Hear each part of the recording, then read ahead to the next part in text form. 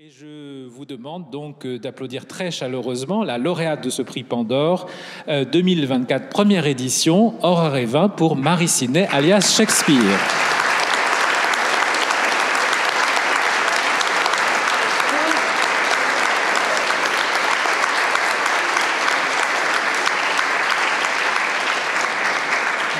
Cette rencontre, on l'a souhaitée conviviale, chaleureuse. Elle sera animée par Josiane Savigno. Muriel Magellan viendra mêler sa voix à celle de Josiane pour poser des questions, parce qu'évidemment, tous les membres du jury ont lu tous les livres, je précise. Et Sabine, peut-être, va débuter par la lecture d'un extrait. Pendant qu'elle prend son livre, je tiens également à dire que ce prix récompense aussi indirectement une éditrice très engagée, Laurence Faron, qui a créé une maison d'édition, Talent Haut, avec laquelle nous sommes partenaires à la Maison de Colette depuis l'ouverture du lieu, puisque vous avez, pour ceux qui ont visité la Maison de Colette, vous avez peut-être vu qu'il y a un coin littérature enfantine, jeunesse, et cette sélection est entièrement composée par les livres des éditions Talent Haut qui se sont engagés pour un peu bousculer les stéréotypes de genre dans la littérature de jeunesse et qui, depuis, ont évolué vers la littérature adolescente et adulte et avec des essais. Et ce premier essai est un coup de maître puisque vous avez le prix Pandore, donc c'est celui d'Aurore et Vin. Je laisse la parole à Sabine. Personnellement, j'ai traversé les années 90 en attendant avec impatience les adaptations cinématographiques de Shakespeare par Kenneth Branagh. J'ai adoré partir à la recherche de Richard III avec Al Pacino. Je ne suis pas vraiment tombée sous le charme du Roméo de DiCaprio, mais sous celui d'Emma Thompson, en sarcastique Béatrice dans Beaucoup de bruit pour rien. Jeune comédienne, s'il y a bien un auteur classique dont j'aimais jouer les personnages féminins, y compris les jeunes premières, c'était Shakespeare. Aventurières, jamais soumises, voyageuses, travesties, n'hésitant pas à tenir tête à leur papa. Elles me soulageaient des héroïnes passives d'un Molière et d'un Corneille, attendant tout de leur servante ou de leur Rodrigue.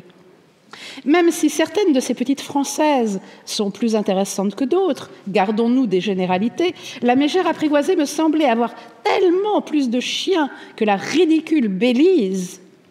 Shakespeare, c'est le king du théâtre. Et pourtant, je ne me suis jamais sentie enfouie sous son mausolée. Les 18 heures du Henri VI de Thomas Joly dans la cour d'honneur du Palais des Papes, je les ai savourées depuis mon divan en allaitant ma fille, qui semble l'avoir bien digérée aujourd'hui.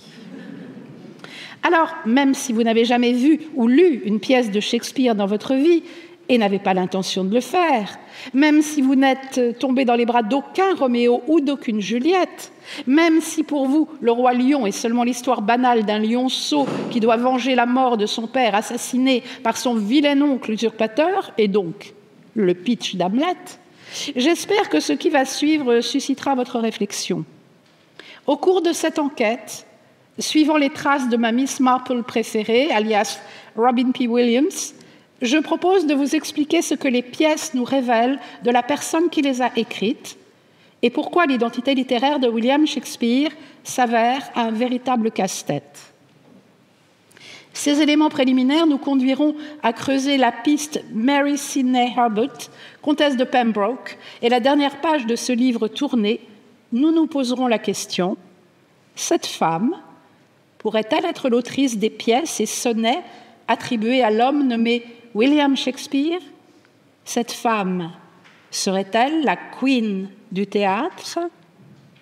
Je tiens à rassurer les plus sceptiques d'entre vous qui pourraient, dès ces premières lignes, refermer le livre avec dédain, agacement ou sarcasme.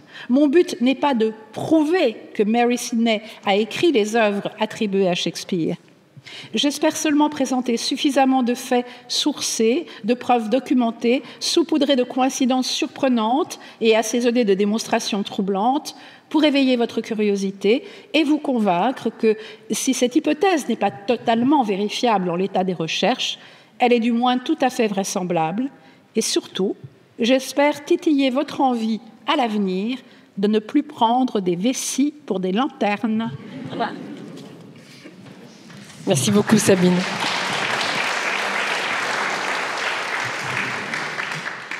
Alors, avant qu'on aborde ce livre, qui est en effet une enquête très fouillée en forme de procès, et là où je me sépare un peu de ce que dit Aurore Evin, c'est que je pense qu'un procès, c'est fait pour prouver, c'est pas fait juste simplement pour exposer. Mais avant ça, je voudrais dire que je crois que Aurore était l'idéale première lauréate de ce prix, pas seulement à cause de ce livre, mais à cause de ce qu'elle fait par ailleurs dans la vie. Puisque donc vous êtes comédienne, metteuse en scène, dramaturge, et que vous avez une compagnie qui s'appelle La Subversive, et que vous avez, un de vos buts est de monter des pièces qui n'ont pas été montées, des pièces écrites par des femmes qui n'ont pas été montées depuis des années. Par exemple, La Ode amie de Catherine Bernard, qui n'avait pas été montée depuis 335 ans, d'après ce que j'ai vu. Et aussi Le Favori de Madame de Villedieu. Et donc vous faites tout ça. Vous êtes aussi à l'origine des Journées du matrimoine. Mais comment êtes-vous arrivée à Mary Sidney dans tout ce parcours de femme? Oui, bon, déjà, évidemment, je remercie infiniment le FIEF, la Maison de Colette, pour ce prix et tout le membre du jury. Ça me touche énormément parce que, voilà, comme je l'avais exprimé devant le jury, voilà, Colette, pour moi, c'est vraiment effectivement une figure du matrimoine qui a beaucoup compté, toute petite, via ma grand-mère, mon arrière-grand-mère. Et effectivement, c'est d'autant plus touchant de le recevoir parce que je pense que c'est tout un parcours qui m'a amené à Mary Sidney, alias Shakespeare. Bon, pour résumer, moi, effectivement, au départ, je risque pas de trouver Mary Sidney, ni Catherine Bernard, ni Madame de Villedieu, parce que toute l'histoire du théâtre qui m'a donné envie de faire du théâtre, n'était que constitué d'hommes, de Molière, de Corneille, de Racine, et puis d'un Shakespeare au masculin. Donc voilà, donc c'est vrai que d'abord j'ai commencé à travailler sur les premières actrices qui apparaissent au XVIe siècle, puis en travaillant sur ces premières actrices, je découvre que des femmes ont écrit du théâtre avant Marguerite Duras, parce que tout le monde nous pensait qu'on tout commençait à Marguerite Duras pour l'histoire des femmes de théâtre. Donc je vois que non, il y a des Catherine Bernard, des Madame de Villedieu qui ont été jouées au XVIIe siècle.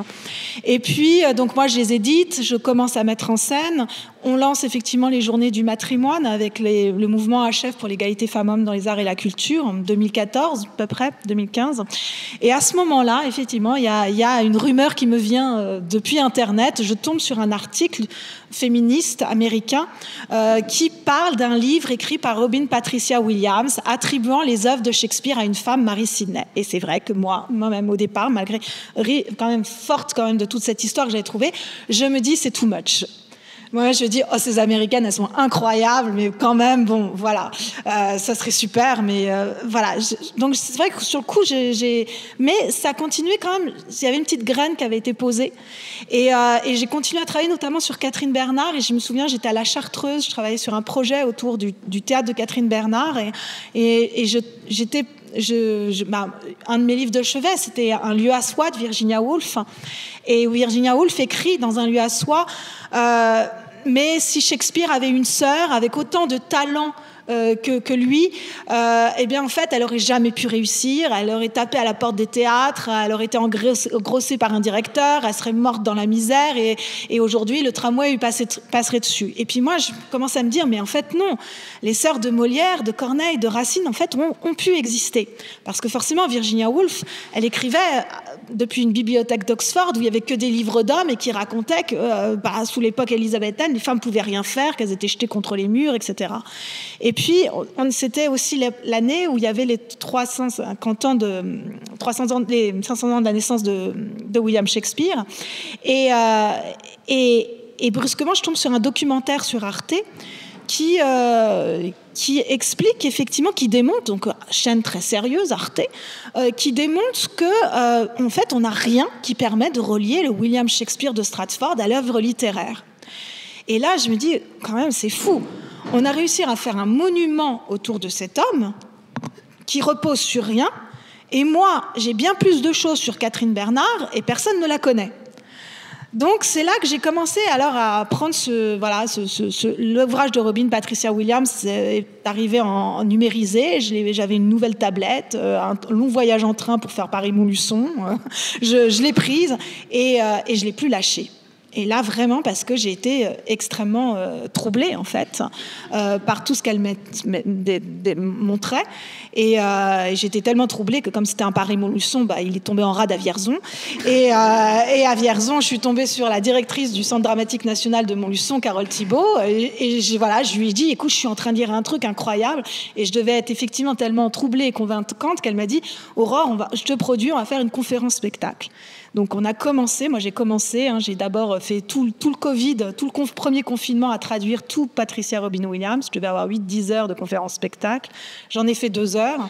Et puis à la sortie d'une représentation, il y a les éditions Talent Haut et Laurence Faron et Justine Arré qui sont venus me voir en me disant on aimerait vraiment beaucoup que tu fasses un essai grand public. C'était vraiment aussi le défi qui était lancé, que ce soit accessible au plus grand nombre à partir de cette enquête. Donc ça a été et qui Marie Sinet cet essai. Oui, mais justement, ce livre, c'est pas une traduction, c'est une réappropriation du travail de Robin Williams, plus une réflexion sur ce qu'a été Mary Sidney.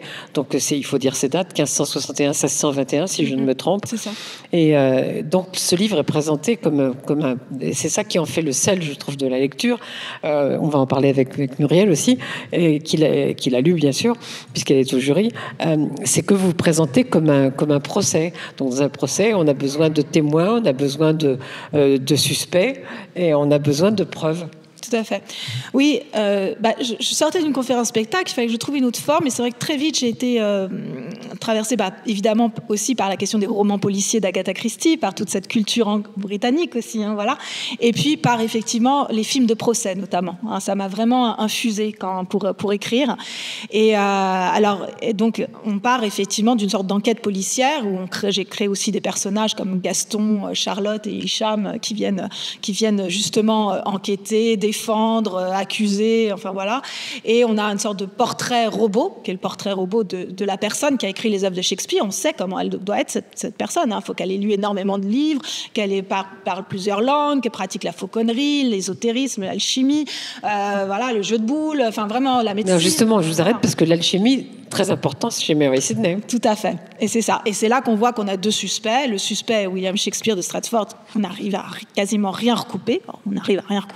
Et puis Marie Sidney, où là, effectivement, on a l'impression qu'elle remplit toutes les cases de ce portrait robot. Voilà, et c'est ça qui est troublant. Alors sur la question du procès, oui, c'est fait pour prouver, mais encore une fois, je mets en scène et je laisse le verdict quand même. Ça, je trouve ça important pour moi, c'était de laisser le verdict au lecteur ou à la lectrice. Voilà, c'est de poser et pas de venir asséner une nouvelle vérité. Parce qu'on ne peut pas vérifier en l'état des recherches. On ne peut pas le vérifier. Par contre, on a des faisceaux d'indices, et c'est là qu'effectivement, la question de l'enquête policière est intéressante. Alors moi, ce qui m'a intéressé aussi, c'est que Robin Williams est américaine, et votre livre, il est très britannique, en fait. Très, très britannique, pas du tout américain. Oui. Oui, ça a été un plaisir d'écriture, de me plonger aussi dans la culture britannique. Bon, voilà, j'étais Agatha Christie, mais des fois il y a du Mary Poppins. J'avais envie de. Puis on mange beaucoup. On découvre on mange des nourritures aussi terrestres. Alors on boit du thé, on boit énormément de thé. Voilà, c'était aussi de jouer aussi avec tout cet imaginaire de la culture britannique, de la culture anglaise. Il y a tout un aspect de jeu dans le livre aussi. Parce que procès, ça peut paraître extrêmement sérieux, et c'est aussi extrêmement sérieux, mais il y a quelque chose de ludique dans ce livre, je trouve, Muriel. Oui. Et moi, ce que je voulais souligner, c'est que dans l'introduction que Sabine a lue, on entend que vous désirez semer le trouble, et d'ailleurs, c'est très réussi. On ferme le livre avec la question est très éveillée. Moi, ce que je me disais au départ sur le pacte avec nous, c'est que finalement, on aime Shakespeare, on aime son œuvre, qu'importe que ce soit un homme ou une femme qui l'ait écrite, sauf que vous utilisez un argument qui est la question du génie littéraire. Et vous dites que, et à ça j'ai été sensible, que effectivement le génie littéraire est toujours associé à des hommes. Et il y a de grands écrivains femmes, mais de grandes écrivaines femmes, mais les génies sont des hommes. Or, Shakespeare, c'est le sommet du génie, j'ai l'impression, en termes. En tout cas, moi, je suis comme vous, j'étais très très sensible au théâtre de Shakespeare. Et donc, si on arrive à démontrer, ou en tout cas à poser la question qu'un génie littéraire est peut-être une femme, ça bouscule, là, je trouve, complètement notre lecture même de la littérature qui va suivre. Et en ça, c'est essentiel. Je voulais savoir si ça a été un moteur pour vous, ou bien cette question-là, ou bien si ça vous importe de savoir si c'est écrit, si un grand texte est écrit par un homme ou une femme. Alors, moi, au départ, effectivement, je suis partie de là. C'est-à-dire que pour moi, ce qui m'importait, c'était qu'effectivement, brusquement, le génie masculin qui façonne tout notre imaginaire collectif, et de très tôt, très jeune, puisse brusquement se décliner au féminin. Ça a vraiment été, pour moi, c'était l'enjeu. Et c'est pour ça que je parle vraiment de la question du vrai et du vraisemblable, et que brusquement ça puisse devenir vraisemblable qu'effectivement ce qu'on considère comme le plus grand génie, et je pense à juste titre, en tout cas l'un des plus grands de la culture occidentale, encore une fois bien sûr, puisse se décliner au féminin. Ça a vraiment été le moteur.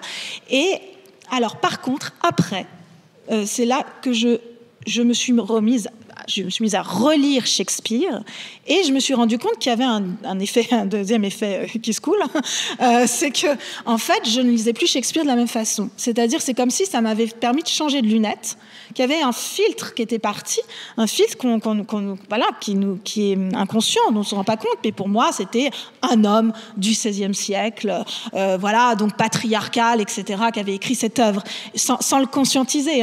Mais du coup, je me suis rendu compte que j'étais quand même passée à côté de toute la force subversive et de la puissance féministe de cette œuvre, et notamment comment, à travers ces héroïnes qui sont quand même assez incroyables. Et moi, ça m'a libéré Shakespeare. C'est-à-dire que maintenant, j'ai réussi... Alors, ça fait quand même 20-30 ans que je travaille, notamment, on en a parlé ces derniers jours, sur la question de la querelle des femmes. C'est-à-dire que nous, on pense...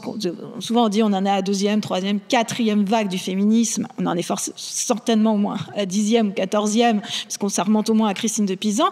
Et que ce qu'on ne sait pas, ce qu'on ne nous a pas enseigné, c'est qu'en fait, notamment au 16e, 17e siècle, à l'époque de Shakespeare, il y a un débat qui est très important, qui s'appelle la querelle des femmes, qui est un débat sur l'égalité entre les femmes et les hommes, et qui les anime énormément. Ils écrivent des pamphlets, ils écrivent des essais, ils écrivent des pièces de théâtre, ils écrivent des romans, etc. Et ils se bagarrent sur, alors il y a les misogynes et les philogynes, qu'on appelle aussi les champions des dames, et les femmes sont énormément attaquées, on est en pleine chasse aux sorcières, et brusquement, j'ai vu dans Shakespeare, effectivement, peut-être parce que j'ai libéré quelque chose, j'ai pu voir beaucoup mieux cette dimension féministe pour moi. Et même, puisqu'on est sur la question mystique, ce que j'appellerais même un féminisme chrétien, avec quand même des hommes qui tombent par ambition, qui tombent par jalousie, etc. Et des personnages comme Paulina dans le Conte d'hiver, qui sont une rédemption par les femmes, vraiment. Moi, ce que j'aime beaucoup, c'est que vous parlez aussi des femmes de l'époque de Mary Sidney, mais je ne sais pas si je vais réussir à lire, tellement c'est mal éclairé. C'est terrible. L'époque à laquelle vécut Mary Sidney était riche en femmes savantes, puissantes, talentueuses, de véritables entrepreneuses, dotées pour certaines d'un pouvoir financier. Les personnages féminins shakespeariens ne sortent donc pas de nulle part. La Grande-Bretagne au XVIe siècle comptait parmi ses contemporaines. Alors là, il y a toute une liste. Je ne vais pas lire toute la liste, mais si tu peux éclairer, c'est encore mieux. Non, c'est encore pire. Des bâtisseuses et entrepreneuses, alors vous en citez plusieurs, dont Alice Bradbridge, je ne sais pas qui c'est du tout, qui faisait le commerce de soie londonien, très important.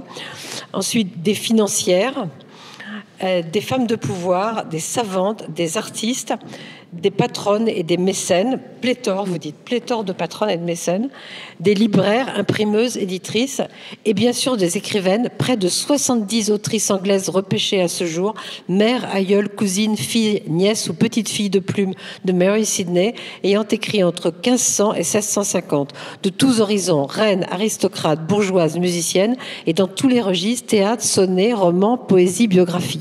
Vous avez certains exemples de ces écrivaines?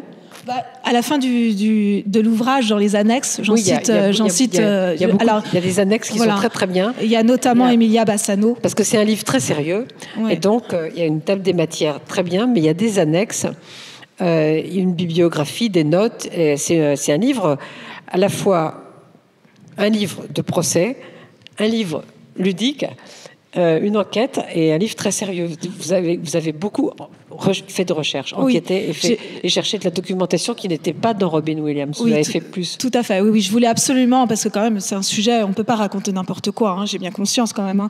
Donc j'ai vraiment d'abord j'ai vérifié toutes les sources de Robin Williams. Et effectivement, je les ai développées, j'en ai cherché d'autres, etc. Oui, dans les autrices, on a notamment Mary Worth, par exemple, qui est la nièce de Mary Sidney, et une nièce qu'elle aimait énormément d'ailleurs. Elles sont très proches, et qui est la première romancière anglaise.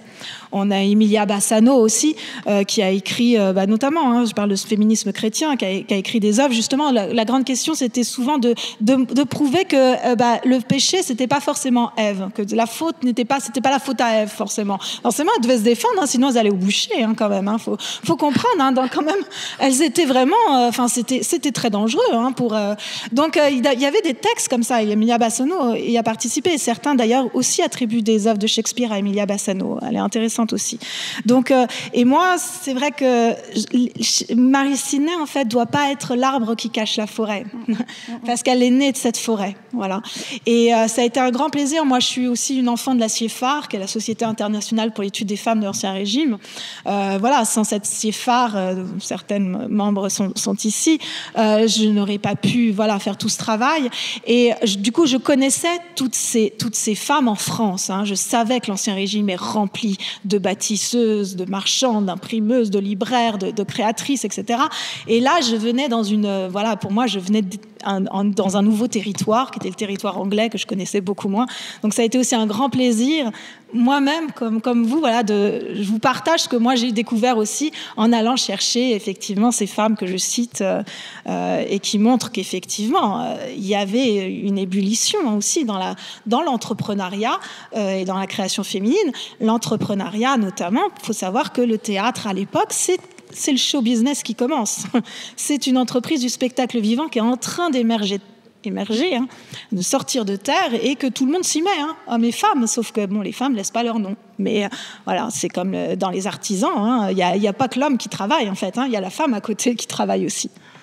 Mais comme vous dites, il y a eu d'autres hypothèses. Alors pourquoi c'est Mary Sidney qui vous a plus convaincu que les autres ?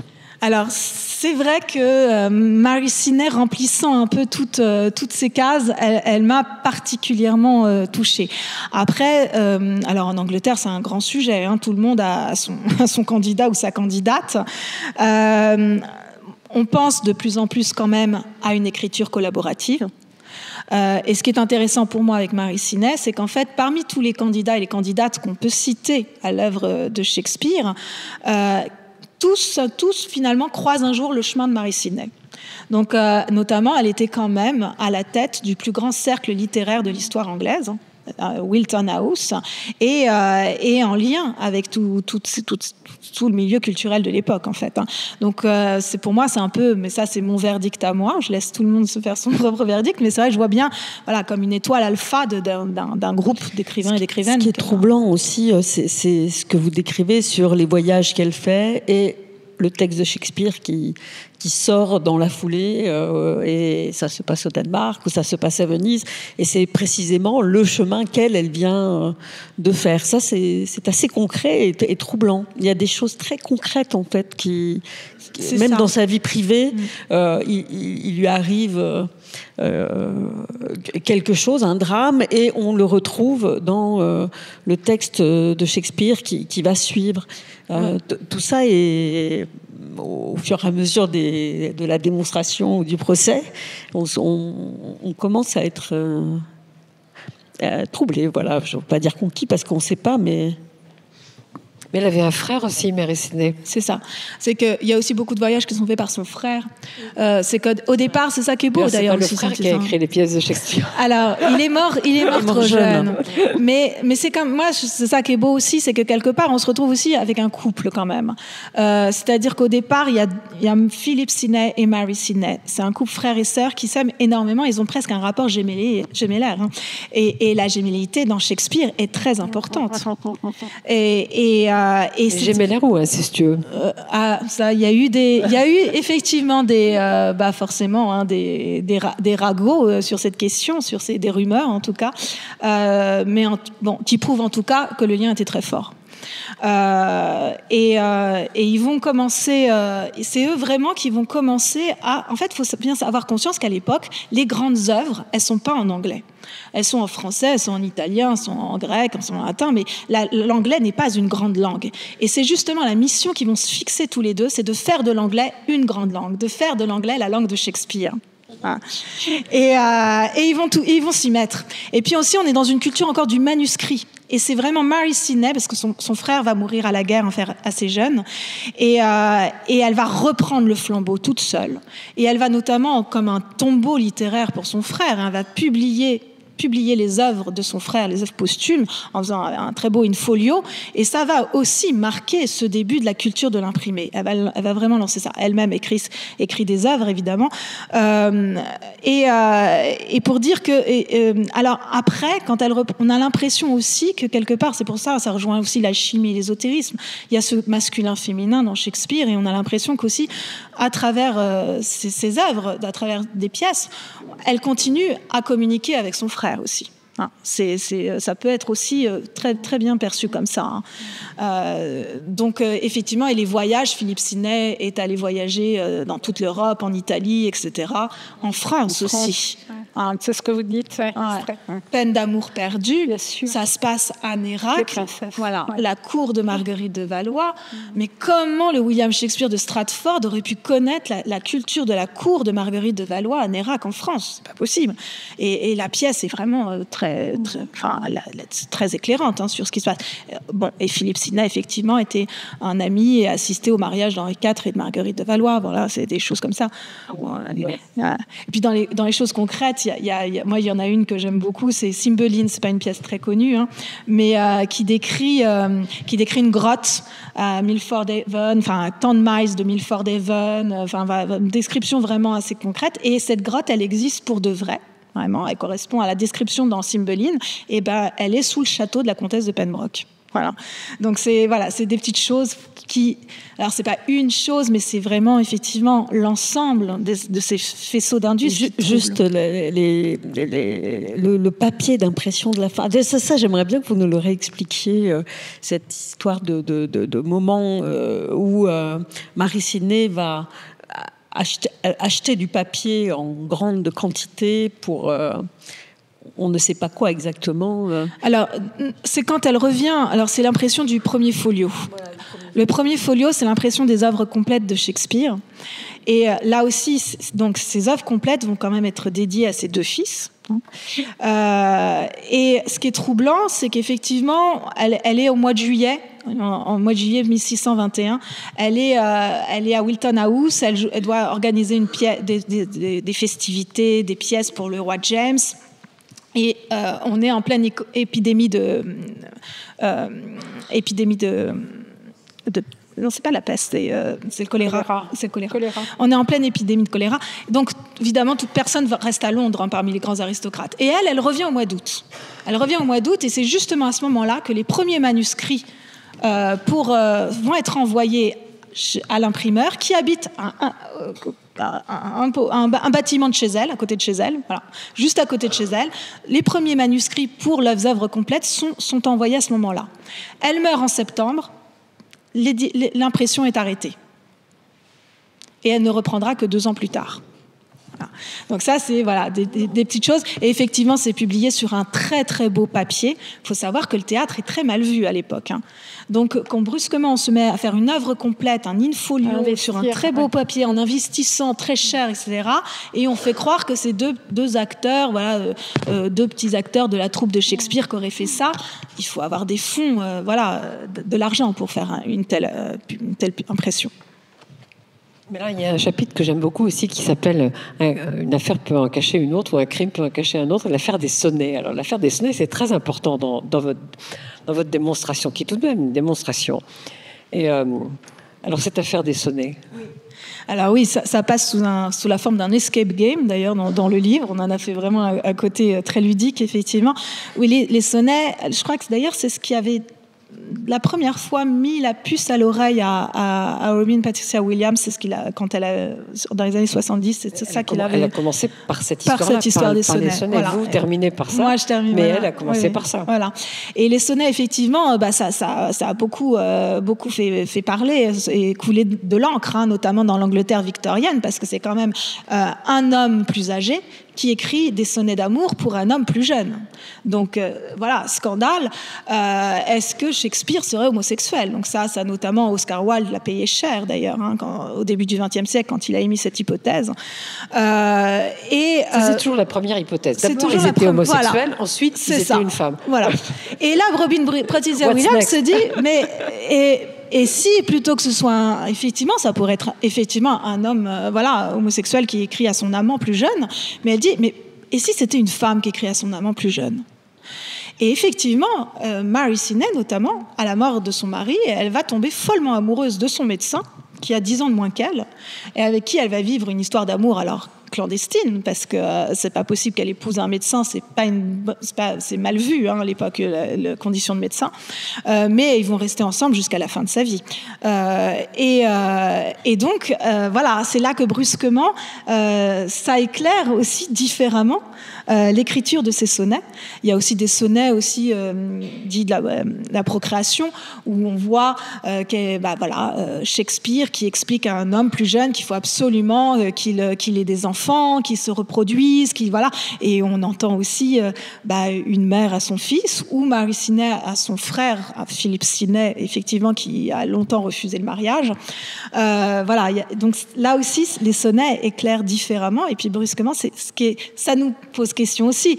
Pourquoi brusquement, effectivement, on est allé sur la piste d'homosexualité, et on s'est pas tout simplement dit aussi, si c'était une femme, en fait. Mais en fait, moi, je me suis beaucoup intéressée dans la vie, au procès, pas seulement dans les livres, et pas seulement les procès au théâtre ou les procès au cinéma, mais au procès et au mécanisme de la conviction. Et donc, vous faites vraiment les choses comme dans un procès, vous apportez des pièces à conviction.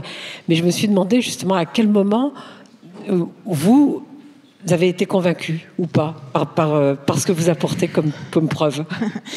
Alors, c'est vrai qu'on est dans un monde où on a besoin d'être convaincu. Alors, pour laisser planer le doute. C'est-à-dire que pour moi, c'est là que ce sujet est vraiment très important, parce que c'est tellement dans l'essence même de l'œuvre shakespearienne, cette question de laisser le doute. Cette question justement de ne pas être dans la conviction, dans la vérité, dans on sait, etc. Et ça fait tellement pour moi partie, alors c'est presque là que je pourrais être convaincue de cette façon d'avoir créé un personnage Shakespeare. C'est en plus tellement alchimique. Et de laisser, qu'est-ce qu'il y a derrière les apparences, l'être et le paraître, le vrai, le faux. Et moi, j'aime ce doute. Et je trouve que c'est ce que défend aussi Shakespeare dans son œuvre. Donc c'est vrai que j'ai du mal à ne pas imaginer que Mary Sidney n'a pas mis les mains dans cette œuvre. Pour moi, ça, plus je creuse, et je dirais même Emilia Bassano peut-être, Mary Worth, son fils peut-être. Mais ce qui est intéressant, en fait, c'est quand même de pouvoir justement laisser le doute, parce que pour moi maintenant, il y a d'autres candidats. Il y a le comte d'Oxford, il y a Francis Bacon, il y a Roger Mamers. Je lis des choses sur les autres. Et ce que je trouve magnifique, c'est qu'en fait, chaque candidat, c'est comme un diamant avec plein de facettes. Et chaque candidat vient éclairer l'œuvre d'une manière. Et je trouve ça dommage de se priver de ces différentes manières et du kaléidoscope factorial que ça constitue finalement. Voilà. Donc oui, il y a Marie Sinet, mais voilà, peut-être ne fermons pas. Cette ouverture est importante. Mais vous disiez que finalement ça avait changé votre manière de lire Shakespeare. Alors je me demandais si pour Sabine et pour Muriel, ça avait changé leur manière de lire Shakespeare. Sabine ? Non, pas fondamentalement. Mais ce que j'ai trouvé le plus inspirant dans le livre en tant que femme de théâtre, c'est précisément tout ce dont vient de parler Aurore, c'est-à-dire toutes ces pistes sur lesquelles elle nous envoie, la bibliographie qui est très riche dont tu parlais, et à chaque fois c'est comme une poupée gigogne, donc on ouvre et puis il y a encore une autre poupée, puis une autre poupée, puis une autre poupée, et on a envie de s'intéresser à chacune de ces références. Donc c'est très sourcé en effet, et aussi c'est très très agréable toutes les citations de Shakespeare, enfin présumées Shakespeare, Mary Sidney, auxquelles nous sommes renvoyés et qui parcourent tout le livre. Donc c'est l'occasion aussi de se reconfronter, parfois avec des sonnets, parfois avec des extraits des pièces, parfois... et ça, c'est absolument merveilleux, parce que c'est comme si vous choisissiez pour nous une sorte de quintessence, et alors on se dit « Ah oui, et c'est vrai », etc. Donc c'est une espèce de chemin assez enchanté pour qui aime cette littérature. Muriel ? Moi, j'ai pas encore relu Shakespeare depuis que j'ai lu votre livre. Je dirais que autant j'adore l'idée qu'un génie littéraire puisse être une femme et que ce soit démontré tardivement, etc. Autant j'adore aussi l'idée qu'un homme ait pu écrire des personnages de femmes si puissants, si autonomes, si complexes, si ambivalents et non pas caricaturaux comme on a des fois eu. Donc, mais j'ai quand même envie de tenter l'expérience de relire un peu des pièces avec votre regard, puisque vous m'avez dit qu'il y avait un effet qui se coule. Je suis curieuse de voir s'il marche sur moi. Mais j'ai presque envie de séparer les deux questions. Voilà. Et Aurore, je me suis demandé aussi en vous lisant si vous êtes amenée à jouer Shakespeare, est-ce que ça va changer votre manière de le jouer ? C'est vrai que quand même, je suis féministe, militante, donc c'est vrai que du coup, ça booste mais ce que ça va changer. Non, enfin, ma lecture, en tout cas, va être. Moi, j'ai beaucoup avancé sur cette lecture. Enfin, je suis heureuse des mots de Sabine parce que c'est vrai que j'avais envie de transmettre aussi à travers ce livre l'œuvre. Voilà, indépendamment, voilà. La beauté de l'œuvre. Oui. Vraiment sa profondeur, et c'est vrai que ça, enfin, et la force de ces héroïnes, c'est incroyable. Voilà. Donc c'est vrai que ça, si je jouais, c'est ça que j'ai envie de porter. C'est vraiment, voilà. Et pour revenir sur ce que disait Muriel, oui, c'est vrai que j'ai pas précisé une chose. C'est vrai que par rapport à c'est-à-dire que c'est l'homme William Shakespeare qui pose problème derrière ce féminisme, parce qu'il a laissé ses deux filles illettrées, qu'il a fait un testament où il dit qu'elles ne pourront hériter que si elles engendrent des descendants mâles. Et ça va tellement à l'opposé de ce qui est mis dans les pièces que, oui, il y avait des hommes qui défendaient l'égalité femmes-hommes, ça faut le dire. On les appelait les champions des dames, j'ai dit tout de suite. Donc un homme comme ça aurait peut-être pu écrire cette œuvre, mais pas ce William Shakespeare-là, ça c'est important. Après, sur la question de la sororité, alors moi, c'est vrai que cette sororité aussi forte quand même chez les héroïnes, je ne les ai trouvées que pour l'époque, je parle bien pour l'époque, que dans du théâtre de femmes, chez Catherine Bernard, etc. Mais j'aspire à en trouver chez des hommes. Bon, j'ai relu notamment une pièce de Régnard, voilà, c'est pas la sororité, mais il y a des choses assez incroyables chez certains auteurs. Disons que ce que je voulais dire, c'est que j'aime l'idée qu'un écrivain, qu'importe puisse se fondre dans un personnage de femme et le rendre puissant, comme une femme peut se fondre dans un personnage d'homme et le rendre complexe et puissant. Et ça, donc de façon isolée à votre livre, j'aime garder. Je suis d'ailleurs convaincue que les écrivains savent le faire. J'adore l'hypothèse qu'une femme soit derrière un génie littéraire. Ça, j'avoue que ça marche sur moi.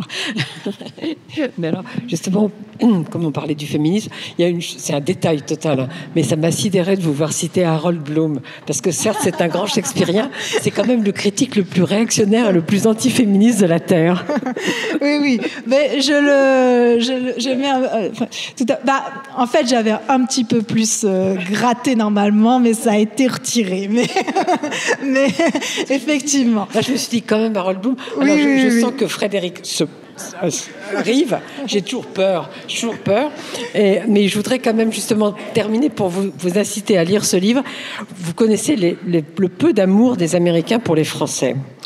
Et en plus, une Française qui a osé s'inspirer un peu du livre d'une Américaine, mais en plus en faire un livre un peu britannique, mais c'est la trahison suprême.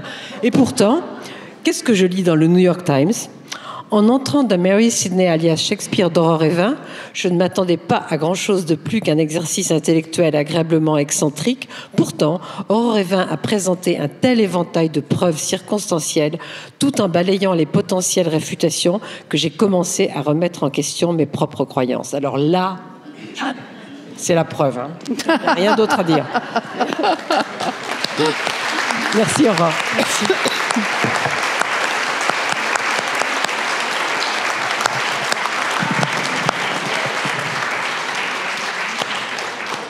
Alors avant de laisser Aurore peut-être vous rejoindre sur le salon du livre et de faire une courte pause, y a-t-il des questions sur cette révélation, ce scoop du FIEF 2024, William Shakespeare est une femme?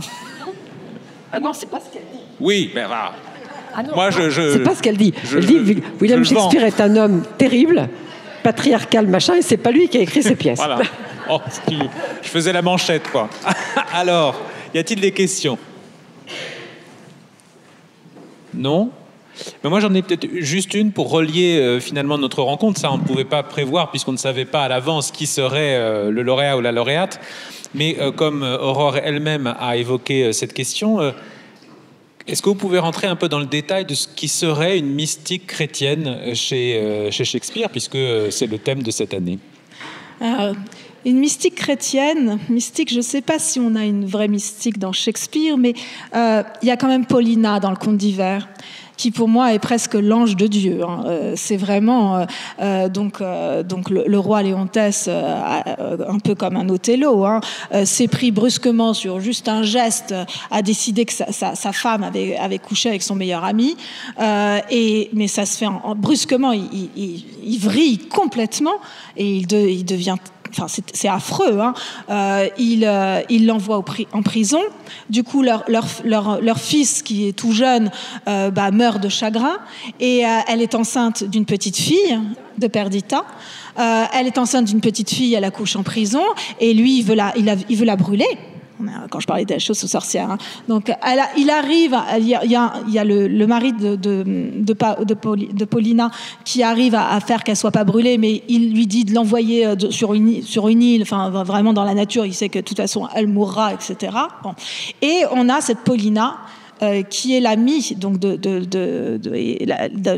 la confidente amie de cette épouse, qui va en fait donc très vite il se rend compte qu'il a eu tort, que c'est faux, et donc il est morfondu, et elle ne va pas le lâcher jusqu'à la fin. Jusqu'à ce qu'il reconnaisse, qui est vraiment la rédemption. Voilà. Et effectivement, l'épouse, à la fin, va comme ressusciter. Alors, on ne sait pas si, effectivement, elle ressuscite vraiment ou si c'était une ruse de la part de Paulina et d'elle-même pour se cacher pendant plusieurs années, jusqu'à ce que l'enfant Perdita revienne. Voilà, à un moment, il est dit qu'il sera sauvé quand ce qui a été perdu sera retrouvé. et elle s'appelle Perdita, la petite fille. Voilà. Et la petite fille va devenir grande et va être retrouvée. Et ça sera que par là qu'il aura le salut. Et Paulina ne lâche rien et elle est dans une colère.